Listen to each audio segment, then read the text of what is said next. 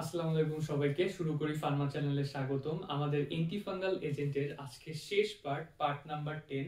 এই পার্টে আমরা টার্বিনাফাইন মেডিসিনের mechanism of action, adverse effect, doses form এবং এই ড্রাগ সম্পর্কে বিস্তারিত কিছু ব্যাপার সম্পর্কে জানবো। সো টার্বিনাফাইন মেডিসিনটা কিন্তু অ্যালালামাইন গ্রুপের মধ্যে পড়ে। অ্যালালামাইন গ্রুপের মধ্যে সবথেকে বেশি ইফেক্টিভ এবং ভাস্টলি ইউজ একটা মেডিসিন হলো টার্বিনাফাইন।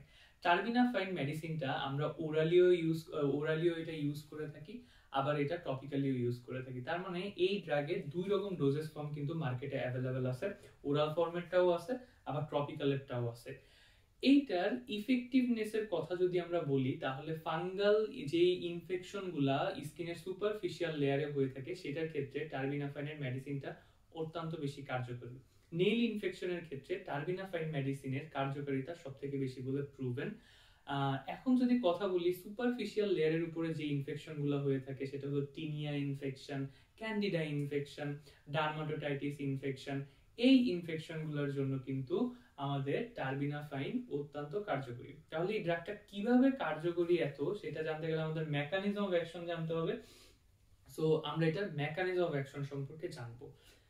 একটা কথা বললেই নয়, সেটা হলো যে কোনো মাইক্রোবিয়াল মেডিসিন যেগুলো রয়েছে, এটা অ্যান্টিফাঙ্গাল একটা মাইক্রোবিয়াল মেডিসিন।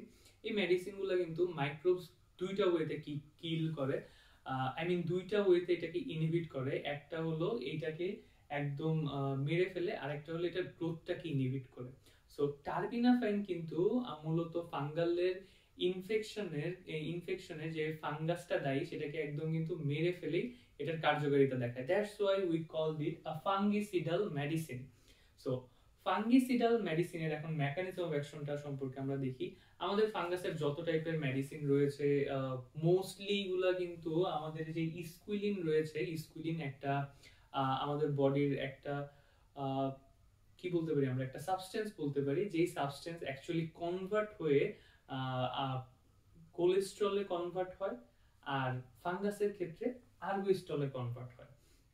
সো এই পার্টের উপরেই কিন্তু মূলত ফাঙ্গাসের মোস্টলি সকল মেডিসিন কাজ করে। সো টার্বিনাফাইনও কিন্তু এই ইস্কুইলিনের উপরেই কাজ করে। সো কিভাবে কাজ করে সেটা জানার আগে আমরা দেখে আসি যে ইস্কুইলিন থেকে আরগোস্ট্রল কিভাবে প্রডিউস হয়। সো কথা হলো আরগোস্ট্রল আর ইস্কুইলিন এই ব্যাপারগুলো কিভাবে ফাঙ্গাসের সাথে সামঞ্জস্যতা রাখে সেটা আমরা জানি। এই যে আরগোস্ট্রলটা রয়েছে, আরগোস্ট্রল একটা উপাদান আমরা বলতে পারি যেটা মূলত ফাঙ্গাসের যে সেল রয়েছে সেই সেল মেমব্রেন বা সেল ওয়াল রয়েছে, সেই সেল মেমব্রেনের ক্ষেত্রে কিন্তু এটা সেল মেমব্রেনের প্রিপারেশনের জন্য কিন্তু আমাদের এই আরগোস্ট্রলটা লাগে। সো আরগোস্ট্রলের প্রোডাকশন যদি আমি কোনোভাবে বন্ধ করে দিতে পারি, তাহলে কিন্তু এটা সেল মেমব্রেনের হবে, সেল মেমব্রেনের ক্ষেত্রে কার্যকরী। তো কোনোভাবে যদি আরগোস্ট্রলের প্রোডাকশন আমরা অফ করে দিতে পারি, তাহলে কিন্তু যে সেল মেমব্রেন রয়েছে এই সেল মেমব্রেনের ফরমেশন হবে না। আর সেল মেমব্রেনের ফরমেশন না হলে আমাদের যে ফাঙ্গাসটা রয়েছে সেই ফাঙ্গাসটা মারা যাবে। সেল মেমব্রেন কোনটা? ফাঙ্গাসের সেলের আউটার যে লেয়ার সেটা সেল মেমব্রেন, আর সেই সেল মেমব্রেনের একটা ইম্পর্টেন্ট পার্ট হলো আমাদের আরগোস্ট্রল। তো দেখা যাক ইস্কুইলিন থেকে কিভাবে আরগোস্ট্রল প্রডিউস হয়। ইস্কুইলিন থেকে ইস্কুইলিন ইপক্সাইডাইজে কনভার্ট হয়, যেটার জন্য দরকার ইস্কুইলিন ইপক্সিডেজ এনজাইম। ইস্কুইলিন ইপক্সিডেজ এনজাইমের মাধ্যমে ইস্কুইলিন ইপক্সাইডাইজ হবে, তারপর ল্যানোস্ট্রলে কনভার্ট হবে, ল্যানোস্ট্রল থেকে আরগোস্ট্রলে কনভার্ট হবে। তো কোনোভাবে যদি আমি মেকানিজমের মধ্যে হেরফের করতে পারি, তাহলে আরগোস্ট্রল প্রোডাকশন একেবারে অফ হয়ে যাবে, আর অফ হয়ে গেলে আমাদের যে ফাঙ্গাস সেলটা রয়েছে সেই সেলটা মারা যাবে। তো কিভাবে কাজ করে এটা? এই যে ইস্কুইলিন রয়েছে, এই ইস্কুইলিনের কনভার্ট হওয়ার জন্য দরকার ইস্কুইলিন ইপক্সিডেজ এনজাইম।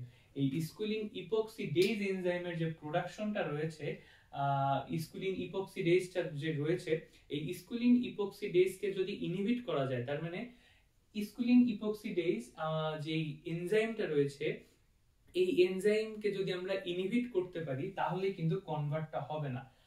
যে কোনো কেমিক্যাল রিঅ্যাকশনের জন্য, বিশেষ করে বডির যে কোনো কেমিক্যাল রিঅ্যাকশনের জন্য কিন্তু এনজাইমের গুরুত্ব রয়েছে। কনভার্ট হওয়ার জন্য ঠিক সেরকম ইস্কুইলিন থেকে ল্যানোস্ট্রলে কনভার্ট হওয়ার জন্য ইস্কুইলিন ইপক্সিডেজ এনজাইমের দরকার রয়েছে। সো ইস্কুইলিন ইপক্সিডেজ এনজাইমকে যখন ইনহিবিট করে দিবে, কম্পিটিটিভ ইনহিবিটর বলবো আমরা আমাদের টার্বিনাফাইনকে। কম্পিটিটিভ ইনহিবিটর এই কারণে, নন কম্পিটিটিভ ইনহিবিটর এই কারণে যে এটা সরাসরি ইনহিবিট করে ফেলে, এটাকে ইনহিবিট করার জন্য অন্য কোনো মলিকিউলের সাথে এটাকে কম্পিট করে না। That's why we call it non competitive inhibitor. কেউ যদি ডিটেইলস জানতে চান তাহলে একটু গুগল করলে ভালো হবে। এখন আমরা দেখি যে স্কুলিন ইপক্সিডেজের প্রোডাকশন যখন কম হয়ে যাবে তখন আমাদের যে আরবিস্ট্রল প্রোডাকশন এটা অফ হয়ে যাবে, কারণ স্কুলিন ইপক্সিডেজ হবে না, ল্যামেস্ট্রল হবে না, আরবিস্ট্রল হবে না। So end of the day আমাদের যে সেল মেমব্রেনটা রয়েছিল ফাঙ্গাসের, সেইটা প্রোডাকশন হওয়া বন্ধ হয়ে যাবে। দ্যাট মিন্স ফাঙ্গাল সেল মারা যাবে। এইটা একটা ওয়ে আছে। এছাড়াও আরেকটা ওয়েতে আমাদের টার্বিনাফাইন মেডিসিনটা কাজ করে, সেটা হলো স্কুইলিনের যে মাত্রা এটা ফাঙ্গাস সেলের মধ্যে অনেক বেশি বাড়ায় ফেলে। কিভাবে? যখনই এই কনভার্ট হওয়াটা বন্ধ হয়ে যাবে, স্কুইলিনের লেভেল ফাঙ্গাস সেলের মধ্যে আস্তে আস্তে বাড়তে থাকবে, যেটাকে আমরা বলতেছি accumulation of squalene in fungal cell. So স্কুইলিনের অ্যামাউন্ট যখন আস্তে আস্তে ফাঙ্গাস সেলের মধ্যে বাড়তে থাকবে, ওইটাও কিন্তু একটা ফাঙ্গিসিডাল হিসাবে কাজ করবে, যার রেজাল্টে আবারও ফাঙ্গাস সেল মারা যাবে। সো এই দুই ওয়েতে আমাদের টার্বিনাফাইন মূলত ফাঙ্গিসিডালের ভূমিকা পালন করে থাকে। এবার আমরা দেখব এটার অ্যাডভার্স ইফেক্ট। যে কোনো মেডিসিন একটা লিমিটের মধ্যে এটা খুব ভালো কাজ করে, আবার লিমিটের বাইরে চলে গেলে এটা টক্সিসিটি শো করে। বাট মেডিসিনটা কিন্তু বডিতে ঢুকে অ্যাজ এ কেমিক্যাল হিসাবে এইটা বডি থেকে বের হয়ে যায় খণ্ডিত কেমিক্যাল হিসাবে। দ্যাট মিন্স টার্বিনাফাইন যেভাবে আমার বডিতে ঢুকছে, কিছু পরিমাণ মেডিসিন আছে যেটা টার্বিনাফাইন আকারে বের হয়ে যাবে, কিছু পরিমাণ মেডিসিন আছে যেটা কি টার্বিনাফাইনের যে কেমিক্যাল স্ট্রাকচার ওটাকে ভেঙে ভেঙে বের করে দিবে। এই যে ভাঙার প্রসেসটা, এটাকে আমরা বলতেছি মেটাবলিজম হওয়া। আমাদের মোস্ট অফ দ্য মেডিসিন কিন্তু মেটাবলিজম, মোস্ট অফ দ্য মেডিসিনের যে মেটাবলিজমটা আছে এটা কিন্তু হয়ে থাকে আমাদের লিভারে। সো টার্বিনাফাইনেরও মেটাবলিজম অনেকাংশে লিভারের মধ্যে হয়ে থাকে, যা লিভারের উপর অনেক বেশি একটা প্রেসার ফেলায়, যার কারণে দেখা যায় যারা লং টাইম ধরে অ্যান্টিফাঙ্গাল মেডিসিন নেয় তাদের কিন্তু লিভারের প্রবলেম দেখা দেয়। সো ওরাল ডোজের অ্যাডভার্স ইফেক্টের মধ্যে গ্যাস্ট্রিক আপসেট, হেডেক, র্যাশ এবং হেপাটিক ডিসফাংশন এইটা কিন্তু খুব বেশি এফেক্টিভ, খুব বেশি বাজে রকম ভাবে ইফেক্ট দেখায়। এর জন্য খেয়াল করে দেখবেন যে অ্যান্টিফাঙ্গাল মেডিসিন যারা একটা লং টাইম ধরে ইউজ করে তাদের কিন্তু এই হেপাটিক টেস্টগুলো ডক্টররা সাজেস্ট করে থাকে। তারপর আমরা টপিক্যাল ডোজেস ফর্মের কথা যদি বলে থাকি তাহলে র্যাশ হয়, ইচিনেস হয়, এই ধরনের অ্যাডভার্স ইফেক্টগুলো কিন্তু আমরা দেখি। এখন একটা কথা যদি আমি শুরুতে বলেছিলাম যে এই যে স্কুইলিন রয়েছে, এই স্কুইলিন মূলত ফাঙ্গাসের ক্ষেত্রে আরবিস্ট্রলে, হিউম্যানের ক্ষেত্রে কোলেস্ট্রলে কনভার্ট হয়। আর কোলেস্ট্রল কিন্তু আমাদেরও হিউম্যান যে সেল রয়েছে সেই সেল মেমব্রেনের ক্ষেত্রে কিন্তু সেই কোলেস্ট্রল সেল মেমব্রেনটা তৈরি করতে সাহায্য করে। তাহলে আমি যদি টার্বিনাফাইন একটা মেডিসিন নেই তাহলে এইখানে কিন্তু আমার সেল মেমব্রেনের উপর কোনো টক্সিসিটি শো করবে কিনা? অ্যানসার হলো টক্সিসিটি শো করবে, কিন্তু অনেক বেশি হায়ার ডোজে। অনেক বেশি হায়ার ডোজ বলতে 200 টাইমস নরমাল ডোজ থেকে যদি আমি বেশি নেই তাহলে এইটা আমার যেই কোলেস্ট্রল ফরমেশন রয়েছে সেই কোলেস্ট্রল ফরমেশনে ইফেক্ট করবে। তো নরমাল ডোজ কত? নরমাল ডোজ হলো 250 mg পার ডে। এই নরমাল ডোজে নিলে মূলত আমাদের হিউম্যান সেলের যেই কোলেস্ট্রল প্রোডাকশন রয়েছে সেই কোলেস্ট্রল প্রোডাকশনে কোনো অ্যাডভার্স ইফেক্ট ফেলাবে না টার্বিনাফাইন। তো কিন্তু আমাদের যে ফাঙ্গাস সেল রয়েছে সেই ফাঙ্গাস সেলের আরবিস্ট্রল প্রোডাকশনে কিন্তু হ্যাম্পার ফেলাবে, প্লাস স্কুইলিনের মাত্রা আমার ফাঙ্গাস সেলে বাড়ায় দিবে। অ্যাজ এ রেজাল্ট ফাঙ্গিসিডাল কাজ করবে।